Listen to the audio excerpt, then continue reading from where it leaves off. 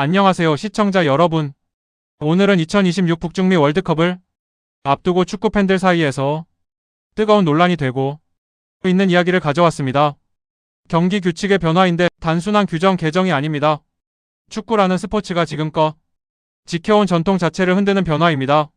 월드컵 경기 도중 심판이 호루라기를 불고 경기를 멈춥니다. 선수들이 물을 마십니다. 그리고 그 순간 TV 화면에 광고가 나옵니다. 미식 축구 경기 보는 것 같으시죠? 그런데 이것이 2026 월드컵에서 실제로 일어날 일입니다. 피파가 이번 대회부터 하이드레이션 브레이크, 즉 수분 섭취 휴식 시간을 도입합니다. 그리고 그 휴식 시간에 광고를 삽입하는 구조까지 설계했습니다. 축구 팬들 입장에서는 경기 흐름이 끊기는 불편함이 있고 비판적인 시각도 많습니다. 과연 이 변화가 무엇을 의미하는지, 왜 피파가 이런 결정을 내렸는지, 그리고 이것이 축구의 미래에 어떤 신호를 보내는 것인지를 오늘 완전히 뜯어보겠습니다. 자, 시작합니다. 먼저 하이드레이션 브레이크가 무엇인지부터 설명해 드리겠습니다. 축구를 좋아하시는 분들이라면 쿨링 브레이크라는 것을 들어보셨을 겁니다. 날씨가 극도로 더울 때, 구체적으로 기온이 32도 이상일 때 선수들이 잠깐 경기를 멈추고 물을 마시는 시간입니다.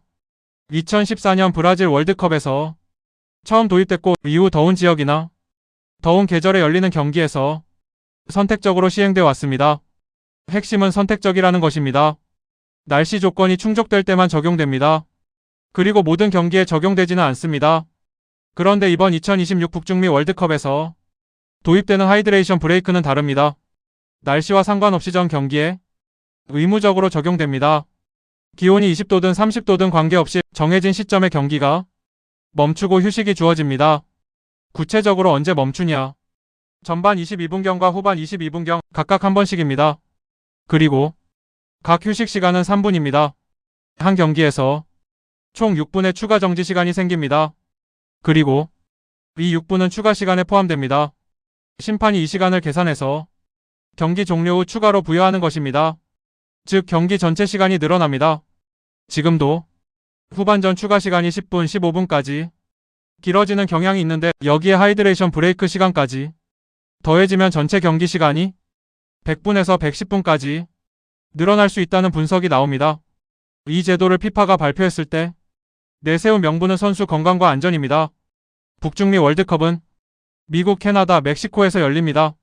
여름철 미국 남부와 멕시코의 기후는 매우 덥고 습합니다. 선수들이 극한의 환경에서 뛰는 상황에서 정기적인 수분 섭취 기회를 보장함으로써 열사병이나 탈수 같은 건강 위험을 예방하겠다는 것입니다. 듣기에 따라서는 합리적입니다. 실제로 극한 더위에서 경기하는 선수들의 건강은 중요한 문제입니다. 그런데 왜 날씨와 상관없이 의무 적용인지를 생각해봐야 합니다. 만약 진짜로 더위로 인한 건강 문제가 이유라면 기온 조건을 설정해서 더울 때만 적용하면 됩니다. 기존 쿨링 브레이크처럼요. 굳이 모든 경기에 의무적으로 적용할 이유가 없습니다. 그런데 피파는 모든 경기 의무 적용을 선택했습니다. 왜일까요? 여기서 이 제도의 진짜 목적이 드러납니다. 광고입니다. 최근 외신 보도에 따르면 피파는 방송사들에게 하이드레이션 브레이크 3분 중 약 2분 10초 동안 전면 광고를 송출할 수 있다는 지침을 전달했습니다. 2분 10초. 이것이 공식적으로 허용된 광고 시간입니다. 경기 도중 전면 광고. 지금까지 축구에서는 없었던 일입니다. 미식 축구는 경기 중간에 광고가 나옵니다. 농구도 타임아웃 때 광고가 나옵니다. 그런데 축구는 달랐습니다. 전반 45분과 후반 45분은 경기가 멈추지 않고 계속 흐릅니다. 광고는 전반전과 후반전 사이 하프타임에만 나올 수 있었습니다. 이것이 방송사 입장에서는 항상 아쉬운 부분이었습니다. 미식 축구나 농구는 경기 중간 광고 수익이 막대합니다. 그런데 축구는 경기가 흐르는 동안에는 광고를 넣을 수가 없었습니다. 피파 입장에서도 이 시간을 활용하지 못하는 것이 아쉬웠겠죠. 이번 하이드레이션 브레이크는 그 문제를 해결합니다. 의무적으로 경기를 멈추고 그 시간에 전면 광고를 넣을 수 있도록 공식화한 것입니다. 그리고 FIFA는 이 광고 시간을 아무에게나 내주지 않습니다. 전면 광고는 피파 공식 후원사에게만 허용됩니다. 코카콜라가 예시로 언급됩니다. 화면 분할 광고나 팝업 광고의 경우에도 피파 공식 후원사의 광고만 허용하는 엄격한 수익 구조를 설계했습니다. 이것이 무엇을 의미합니까? 피파가 하이드레이션 브레이크를 통해 공식 후원사들에게 경기 중 광고라는 새로운 혜택을 제공하는 것입니다. 공식 후원사들은 이 혜택을 위해 더 많은 후원금을 낼 용의가 생깁니다. 피파의 수익이 올라갑니다. 피파가 선수 건강을 내세웠지만 진짜 목적은 수익 극대화라는 분석이 지배적인 이유가 여기 있습니다. 이 변화를 더 큰 맥락에서 바라보겠습니다. 2026 북중미 월드컵이 어디서 열립니까? 미국입니다. 미국은 세계 최대의 스포츠 시장입니다. 그리고 미국 스포츠는 광고와 시청률을 중심으로 설계되어 있습니다. NFL 미식축구, NBA 농구, MLB 야구, 이 스포츠들은 경기 중간에 광고가 들어가는 구조를 당연하게 받아들이는 문화를 갖고 있습니다. 피파는 이 거대한 미국 시장에서 월드컵을 개최하면서 미국 방송사들과 협력해야 합니다. 미국 방송사들이 원하는 것은 광고 수익입니다. 그리고 미국 시청자들은 중간 광고가 있는 스포츠에 익숙합니다. 하이드레이션 브레이크는 결국 축구를 미국 스포츠 문화에 맞추는 시도입니다. 전통적인 전후반 90분 구조가 미국 방송 환경에 맞게 변형되는 것입니다. 비판하는 사람들은 이것을 축구의 미국화라고 부릅니다. 축구가 갖고 있던 고유한 흐름과 리듬, 90분 동안 끊임없이 이어지는 경기의 특성이 미식축구나 농구처럼 쿼터와 광고 시간으로 잘려나가는 방향으로 가고 있다는 것입니다. 경기 흐름을 생각해 보십시오.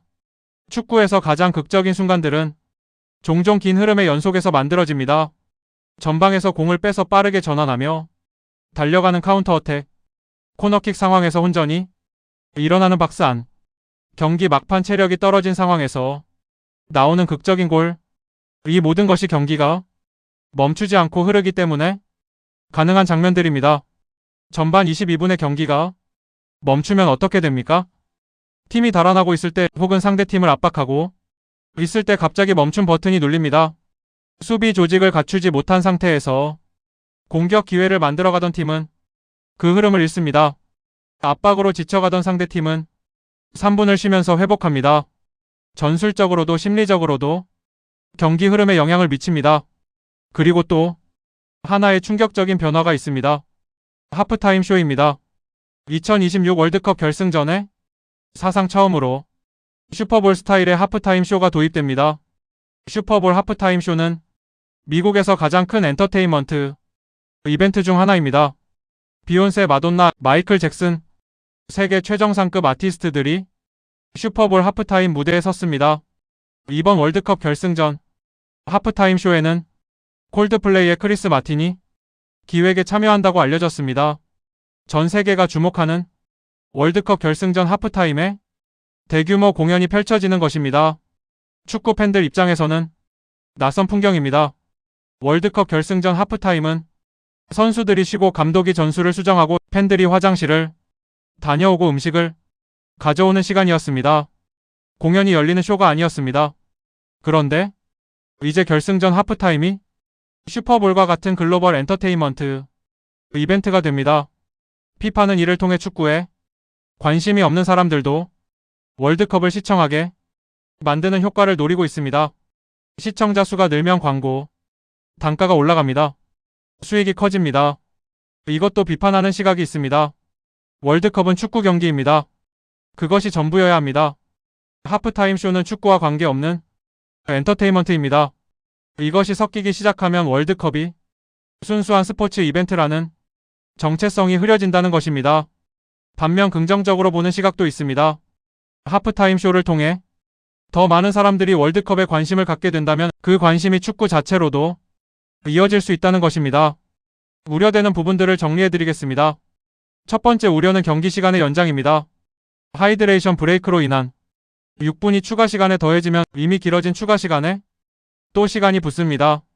최근 월드컵에서는 후반전 추가 시간이 10분, 심하면 15분까지 나오는 경우가 있었습니다. 여기에 하이드레이션 브레이크 시간까지 더하면 경기 한 판에 100분에서 110분이 소요될 수 있습니다. 선수들 입장에서는 체력 부담이 커집니다. 지금도 월드컵 조별리그에서 3경기를 소화하고 토너먼트로 넘어가는 과정에서 누적 피로가 쌓입니다. 경기 시간이 늘어나면 이 부담이 더 커집니다. 선수 건강을 위한다는 피파의 명분이 오히려 경기 시간을 늘려 선수 체력에 더 많은 부담을 주는 역설이 생깁니다. 두 번째 우려는 경기 전술에 미치는 영향입니다. 앞서 언급한 것처럼 경기 흐름을 의도적으로 끊을 수 있는 요소가 생깁니다. 물론 이것을 활용하는 팀도 나올 수 있습니다. 체력적으로 불리한 상황에서 하이드레이션 브레이크를 이용해 숨을 고르는 전략, 압박을 받다가 경기가 멈추면서 위기를 모면하는 상황, 이런 것들이 경기 전술에 영향을 미칩니다. 반드시 나쁜 것은 아닙니다. 그러나 변화가 생기는 것은 사실입니다. 수십 년간 쌓아온 축구 전술 이론과 경기 흐름에 대한 이해가 이 새로운 변수에 의해 조금씩 달라질 것입니다. 세 번째 우려는 시청 경험에 미치는 영향입니다. 전면 광고가 경기 도중에 나온다는 것이 시청자 경험에 어떤 영향을 미칠까요? 경기 흐름이 고조되고 있는 순간에 광고가 시작된다면 얼마나 답답할지 생각해 보십시오. 골이 나올 것 같은 분위기, 선수들의 움직임이 빨라지는 순간, 그 순간에 화면이 광고로 전환된다면 시청자 경험은 심각하게 훼손됩니다. 물론 이것은 방송사들도 잘 알고 있습니다. 한국 방송 환경에서 지상파나 케이블이 경기 도중 전면 광고를 삽입하는 것이 쉽지 않을 수 있다는 분석도 있습니다. 시청자들의 반발, 그리고 방송사들 사이의 경쟁 때문입니다. 만약 A 방송사는 전면 광고를 넣고 B 방송사는 경기 화면을 유지한다면 시청자들은 B로 채널을 돌립니다. 경쟁 구도가 있는 한 전면 광고 도입이 쉽지 않을 수 있습니다. 그러나 피파의 지침이 있고 방송 계약 구조에 따라 광고 방식이 결정되는 만큼 최종적으로 어떤 방식이 적용될지는 대회가 가까워지면서 더 구체적으로 드러날 것입니다.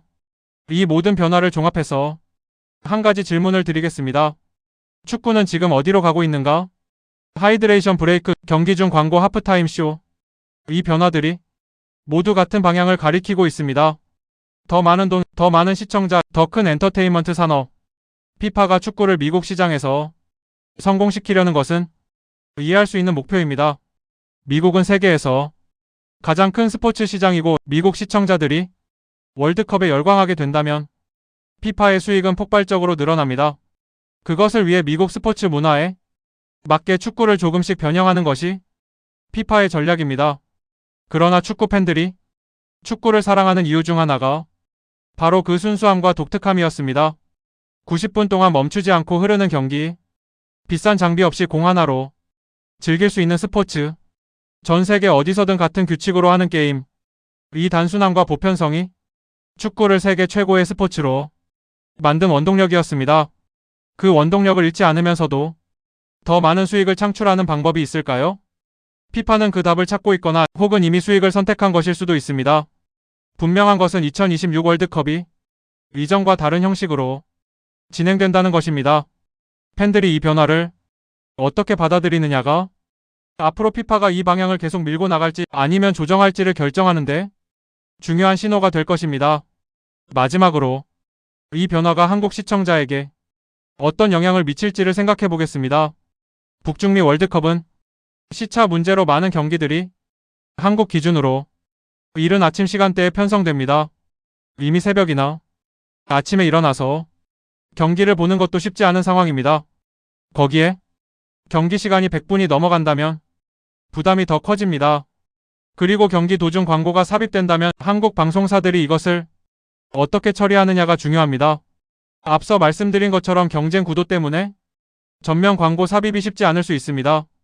방송사들이 어떤 선택을 하느냐에 따라 시청 경험이 달라질 것입니다. 하프타임 쇼는 어떻습니까? 결승전 하프타임에 콜드플레이의 크리스 마틴이 참여한 공연이 열린다면 그것 자체가 볼거리가 될 수 있습니다. 축구팬이 아닌 가족들과 함께 결승전을 보는 분들에게는 하프타임 쇼가 긍정적인 경험이 될 수도 있습니다. 결국 2026 북중미 월드컵은 여러 의미에서 전환점이 될 대회입니다. 역대 최대 참가국, 새로운 중계 방식, 하이드레이션 브레이크, 하프타임 쇼, 이 모든 것이 처음 도입되는 대회입니다. 그리고 이 변화들이 축구의 미래에 어떤 영향을 미칠지는 대회가 끝난 후에 평가가 내려질 것입니다. 여러분은 이 변화에 대해 어떻게 생각하십니까? 경기 중 광고 삽입과 하프타임 쇼가 반갑습니까? 아니면 우려스럽습니까? 축구의 전통을 지켜야 한다고 생각하십니까? 아니면 시대에 맞게 변화하는 것이 필요하다고 보십니까? 오늘 이야기는 여기까지입니다. 2026 월드컵을 앞두고 경기 외적인 이야기들이 점점 더 많이 나오고 있습니다. 앞으로도 관련 소식이 있으면 빠르게 정리해서 전해드리겠습니다. 영상이 유익하셨다면 구독, 좋아요, 알림 설정 꼭 부탁드립니다. 오늘 이야기에 대한 여러분의 생각은 댓글로 자유롭게 남겨주세요. 끝까지 함께 해주셔서 감사합니다.